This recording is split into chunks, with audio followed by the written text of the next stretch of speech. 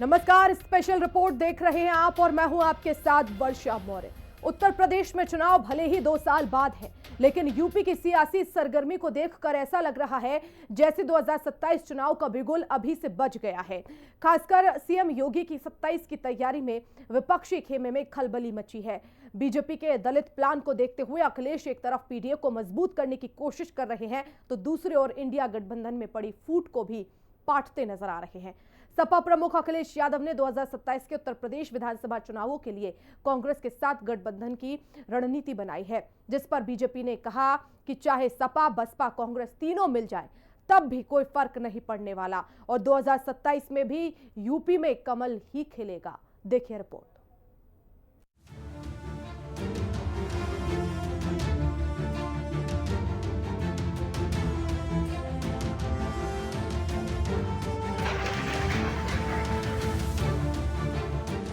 विपक्ष के पास नहीं योगी का तोड़। 2027 के लिए राहुल अखिलेश का फिर गठजोड़।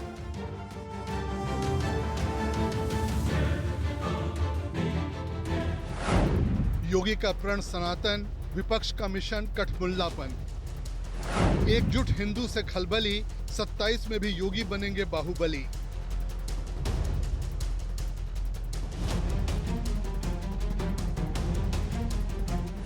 तो 2027 में भी पप्पू टप्पू दिलाएंगे योगी को जीत।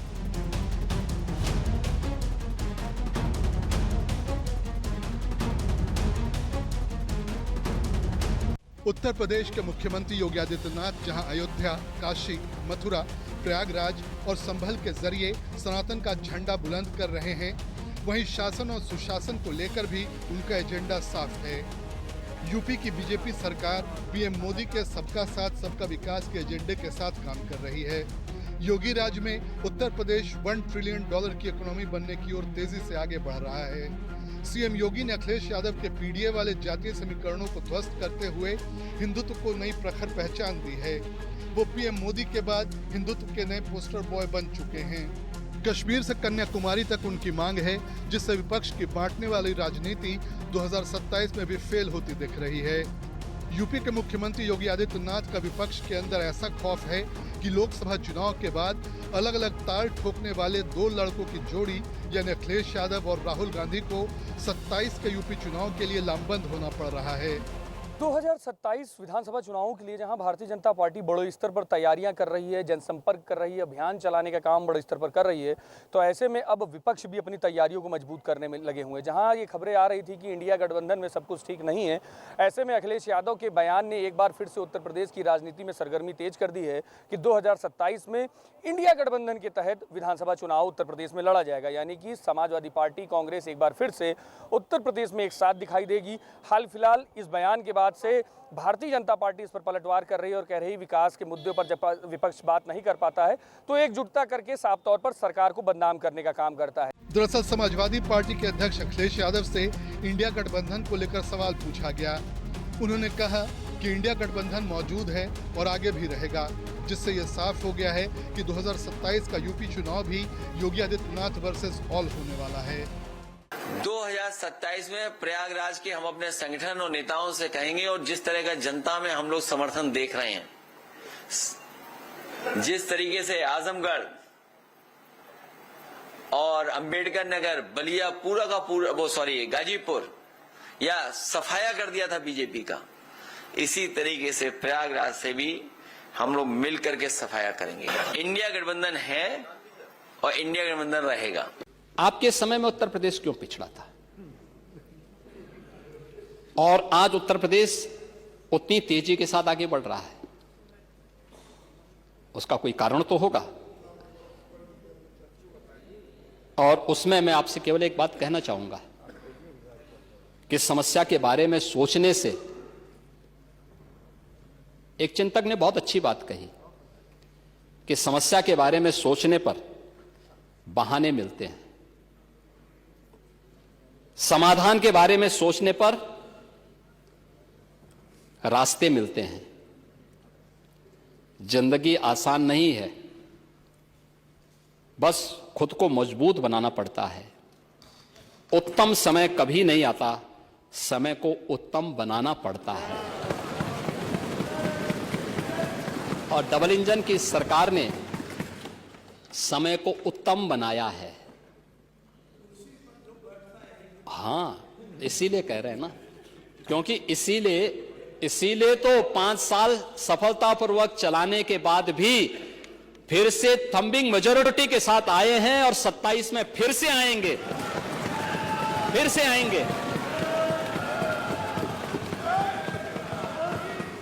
अखिलेश के इंडिया गठबंधन की एकजुटता वाले बयान से कई तरह के सवाल उठ रहे हैं। सवाल यह है कि क्या योगी की लोकप्रियता से डर गया है अफवाह गैंग? क्या अखिलेश को पीडीए प्लान 27 में भी फेल होता नजर आ रहा है? क्या महाकुंभ की सफलता से अखिलेश को योगी का 80-20 वाला फॉर्मूला सफल होता दिख रहा है? क्या अखिलेश को यह लग गया है कि वो अकेले योगी का मुकाबला नहीं कर पाएंगे?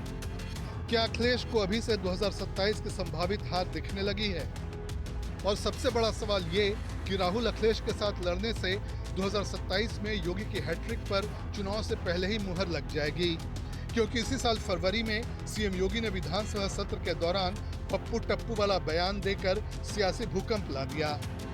तब मुख्यमंत्री योगी ने दिल्ली और यूपी के उपचुनाव को लेकर अखिलेश यादव और राहुल गांधी पर तंज कसा और कहा कि दिल्ली और यूपी में जीत के लिए पप्पू और टप्पू बहुत फायदेमंद हैं। उन्होंने कहा कि दिल्ली में राहुल गांधी तो यूपी में अखिलेश यादव बीजेपी की जीत की गारंटी हैं।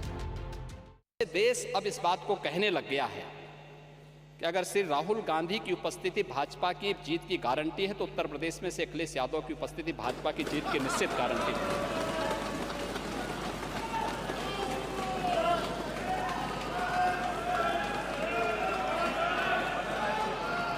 और ये गारंटी उपचुनाव ने दे दिया है। ये उपचुनाव दे चुका और ठीक ही बात है भाई, पप्पू और टप्पू में बहुत अंतर थोड़ा है। नाम का असर होता है, चच्चू ने वैसे थोड़ा नाम रखा है। तो ठीक है, चच्चू भी शांत हैं, लेकिन समय आने पे अपना होश दिखाएंगे। अपनी सख्त छवि और भ्रष्टाचार के खिलाफ जीरो टॉलरेंस के लिए मशहूर योगी आदित्यनाथ की मिसाल दी जाती है।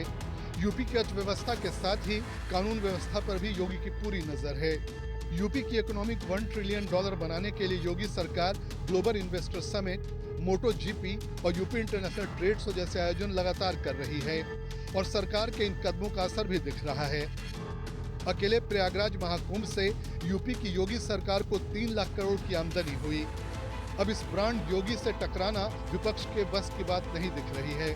ऐसे में अखिलेश यादव अब सबको लामबंद कर योगी के विजय रथ को रोकने की कोशिश कर रहे हैं। तभी तो 2024 के लोकसभा चुनाव के बाद राहुल अखिलेश की जो दोस्ती टूटने के कगार पर पहुंच गई थी, 2 लड़कों की जोड़ी में इतनी दूरी आ गई थी कि अखिलेश ने उपचुनाव में कांग्रेस को एक भी सीट नहीं देने का ऐलान कर दिया और अकेले चुनाव लड़े। इंडिया गठबंधन की बाकी पार्टियों की तरह ही समाजवादी पार्टी ने भी राहुल गांधी के नेतृत्व पर सवाल खड़ा कर दिया और समाजवादी पार्टी के महासचिव राम गोपाल यादव समेत विपक्ष के कई नेता ये कहते सुने गए कि इंडिया गठबंधन खत्म हो चुका है। नहीं, राहुल गांधी तो अब भी इंडिया गठबंधन के नेता नहीं। राजनीति में कोई साधु संत तो बन के आते नहीं, सब पद चाहते हैं और वो ये देख रहे हैं। संभवतः उन्होंने इसलिए कहा होगा कि चाहे लोकसभा का चुनाव हो चाहे विधानसभा के चुनाव हो, कांग्रेस ने कहीं अच्छा परफॉर्म कर नहीं पाया।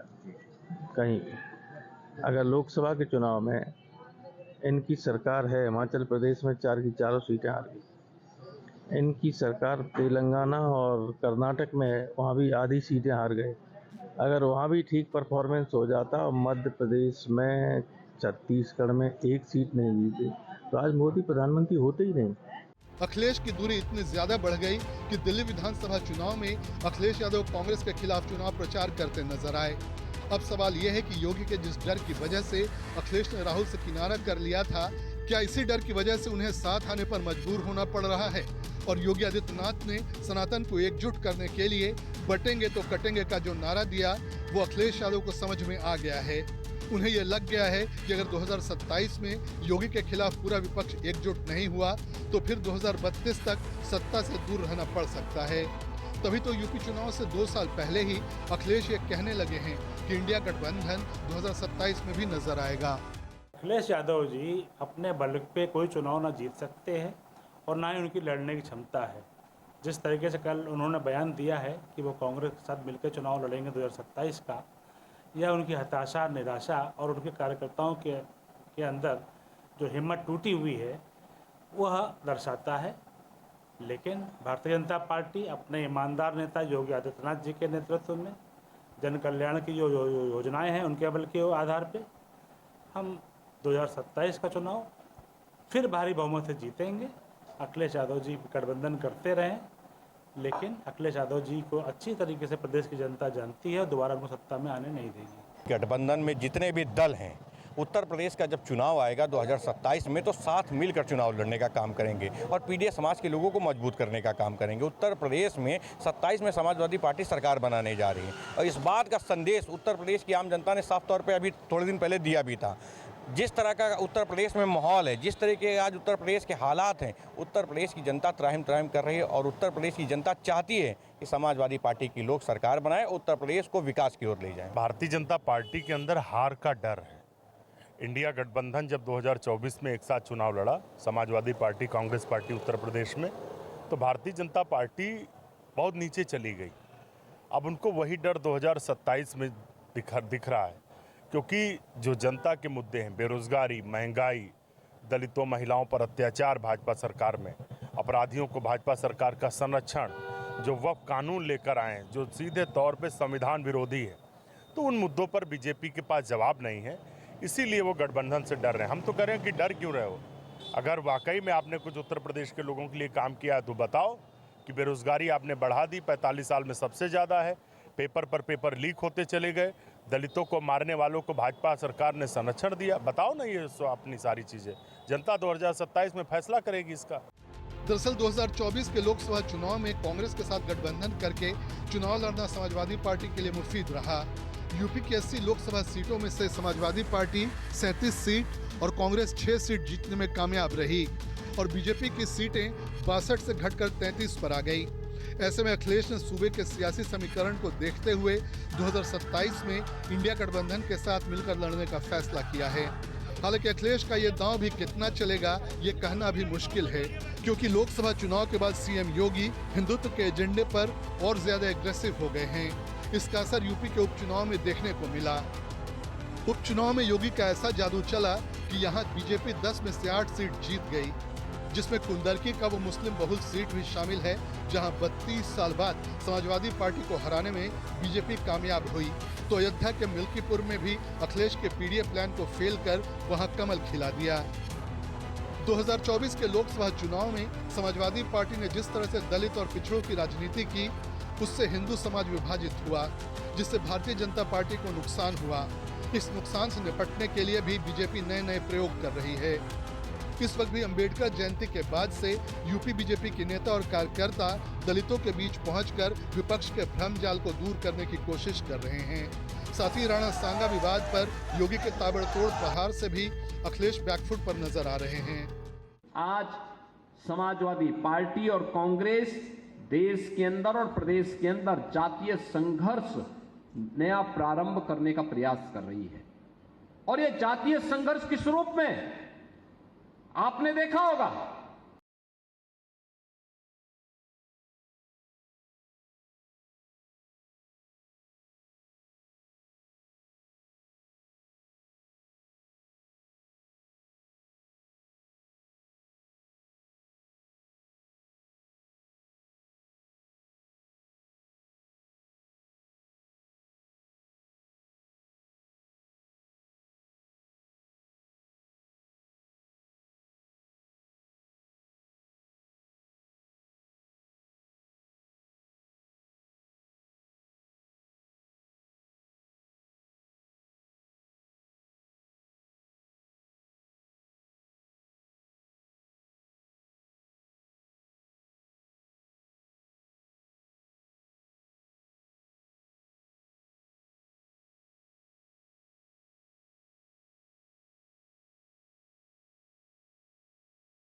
मानसिकता है जो दलितों का, गरीबों का, वंचितों का हित नहीं होने देना चाहती है, सबका साथ और सबके विकास के अभियान को प्रभावी ढंग से आगे नहीं बढ़ने देना चाहती है। सरकार पिछड़े दलितों और अल्पसंख्यकों को डराना चाहती है। कई मौकों पर हम लोगों ने घटनाओं में देखा है, उनके काम करने के तरीके को देखा है, क्योंकि वो जानते हैं कि पीडीए की ताकत 2027 में सपा को साथ दे रही है। सपा के साथ खड़े हैं पीडीए के लोग। उसे डराएं धमकाएं, और वो डराना धमकाना हम लोगों ने देखा था।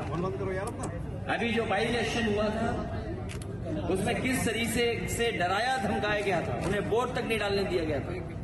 योगी का चाहे काम करने का तरीका हो या फिर विपक्ष पर प्रहार करने का अंदाज, सब कुछ हट के होता है। विपक्ष के एक एक प्लान का योगी के पास गांठ मौजूद रहता है।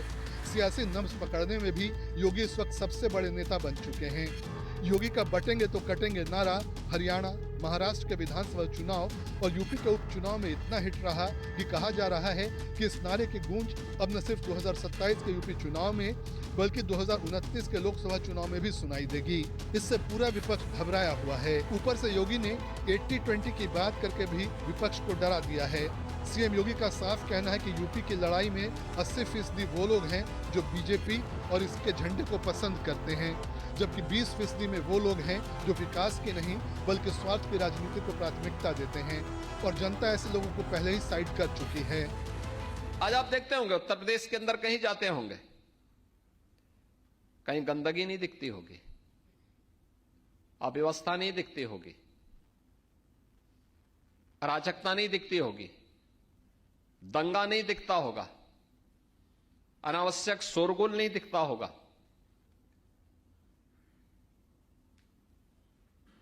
रूल ऑफ लॉ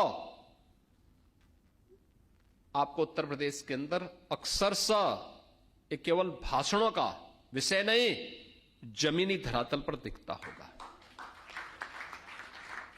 ये जमीनी धरातल की एक हकीकत है। कोई सोचता था अनावश्यक धर्मस्थलों से माइक की आवाजें बंद हो जाएं? हां, सबसे ज्यादा माइक थे यूपी में, हमने सभी उतार दिए हैं। आज यहां पे नहीं होती है। पर्व और त्योहार के अवसर पर सड़कें जाम होती थीं और प्रतिस्पर्धा फिर विकास के लिए नहीं होती थी। एक पक्ष कहता था धर्मस्थल के अंदर जगह है, वो कहता नहीं मैं तो सड़क पे ही करूंगा। हमने कहा सड़क चलने के लिए है, और अगर सड़क पे ज्यादा देर खड़े रहोगे, जाम करोगे तो हर्जाना भी भुगतना पड़ेगा। फिर 2017 में आरएसएस ने योगी आदित्यनाथ को हिंदुत्व के एजेंडे पर सीएम चुना। 2022 में दूसरी बार जीत के बाद योगी विकास और कानून व्यवस्था को लेकर ज्यादा एग्रेसिव हो गए। वहीं 2024 के लोकसभा चुनाव के बाद बाबा ने हिंदुत्व के अपने एजेंडे को और धार दे दी, जिसकी काट फिलहाल विपक्ष के पास नजर नहीं आ रही है। योगी वो फायर हैं जिन्हें रोकना इस वक्त आसान नहीं दिख रहा। हिंदी खबर की स्पेशल रिपोर्ट।